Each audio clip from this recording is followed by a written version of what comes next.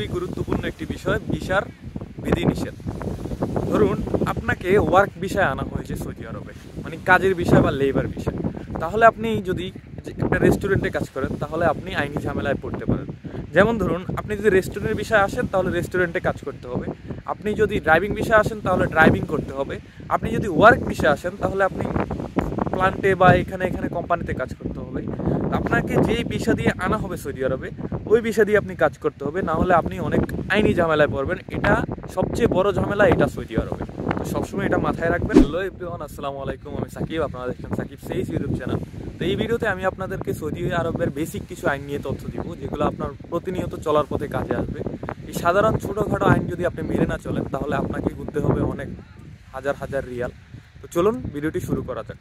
ভিডিওটি শুরু করার আগে আমি আপনাদের কাছে রিকোয়েস্ট করবো, যারা আমার চ্যানেল নতুন সবাই চ্যানেলটা সাবস্ক্রাইব করে দেবেন, ভিডিওতে একটি লাইক একটি কমেন্ট করে জানাবেন অবশ্যই।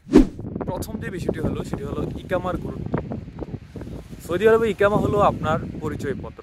তো ইকামা সবসময় আপনার সঙ্গে নিয়ে যখন আপনি বাইরে বের হবেন তখন সবসময় ইকামা নিয়ে বের হবেন, কারণ এটা খুবই প্রয়োজনীয় জিনিস। কারণ সৌদি আরবে পুলিশ যদি আপনাকে চেক করে তাহলে আপনাকে অবশ্যই এটা দেখাতে হবে, এটা হলো আপনার সৌদি আরবের পরিচয়পত্র। সবসময় ইকামার মেয়াদ চেক করবেন, ইকামার মেয়াদ আছে কিনা, কারণ ইকামার মেয়াদ শেষ হয়ে গেলে আপনি এই দেশে অবৈধ, এবং অবৈধ হলে আপনার জেল এবং জরিমানা হতে পারে। 2 নম্বর বিষয়টা হলো ব্যক্তিগত নিরাপত্তা। আমরা জানি সৌদি আরবের আইন অনেক স্ট্রিক্ট। তো সৌদি আরবের স্থানীয় যে আইনগুলো এগুলো সবসময় মেনে চলার চেষ্টা করবেন, যেমন রাস্তায় থুতু না ফেলা, সবার সামনে মানে জনসমক্ষে ধূমপান না করা, এরকম ট্রাফিক আইন মেনে চলা, এরকম অনেকগুলো আইন আছে, এগুলো মেনে চলবেন। কারণ এগুলো যদি আপনি মেনে না চলেন এবং যদি আপনাকে স্থানীয় পুলিশ আপনাকে ধরে বা সামনাসামনি আপনি পুলিশের সামনে এরকম কোনো হারকাত করে বসেন তাহলে আপনি অনেক বিপদে পড়তে পারেন এবং আপনাকে গুনতে হবে অনেক হাজার রিয়াল এবং জরিমানা বা জেলও হতে পারে এই সাধারণ ছোট একটা বিষয়ের জন্য।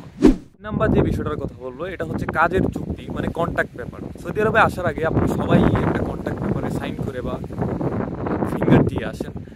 এইখানে আপনার সব কিছু উল্লেখ থাকবে, আপনার বেতন, আপনার ছুটি, আপনি কোথায় কাজ করতেছেন, সব কিছু উল্লেখ থাকবে। এগুলো আগে পড়বেন, তারপর আপনারা সৌদি আরবে কাজ করবেন।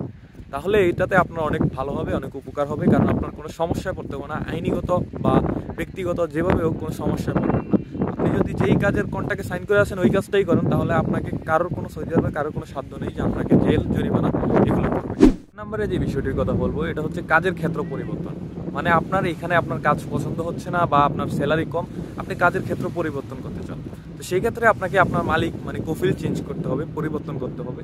সেই ক্ষেত্রে আপনার কিছু টাকা খরচ হতে পারে, কিন্তু আপনার যদি মনে হয় যে আমার এই কপিলের আন্ডারে আমি কাজ করবো না বা এই কাজ আমি করবো না, আপনি কপিল চেঞ্জ করতে চান বা আপনার ইকামা নিয়ে কপিল আপনাকে সমস্যা করে, তাহলে আপনি অবশ্যই কপিল চেঞ্জ করতে পারবেন।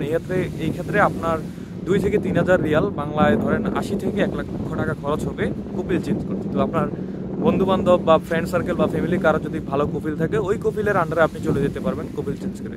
সেই ক্ষেত্রে আপনার যে প্রথম কপিল ওর অনুমতি প্রয়োজন, সেই অনুমতির জন্য আপনার কাছে হয়তো বাংলা 80,000 থেকে 1 লাখ টাকা চাইতে পারে। আপনার যদি এমন মনে হয় যে আপনার কপিল কোনো সমস্যা করছে তাহলে অবশ্যই আপনি কপিল চেঞ্জ করে নেবেন। 5 নম্বরে যে বিষয়টির কথা বলবো এটা হচ্ছে ব্যাংক এবং অর্থ লেনদেন। আমরা প্রবাসীরা অনেকেই না সবাই দেশে টাকা পাঠাই। তো সৌদি আরবের একটা নিয়ম হচ্ছে যে আপনার স্যালারি, আপনার বেতন এটা আপনার ব্যাংক কার্ডে আসবে। তো ব্যাংক কার্ডের যে নিয়মগুলো, অনেকগুলো নিয়ম আছে, এগুলো যারা আপনার ব্যাংক অ্যাকাউন্ট খুলছেন তো তারা এই নিয়মগুলো মেনে টাকা পাঠাবেন, না হলে এটা আপনাকে আইনি ধারায় পড়তে হবে বা জরিমানা ঝামেলা এগুলোয় পড়তে হবে। তো এই নিয়মগুলো, বেসিক যে নিয়মগুলো এগুলো সবসময় মেনটেন করার চেষ্টা করবেন।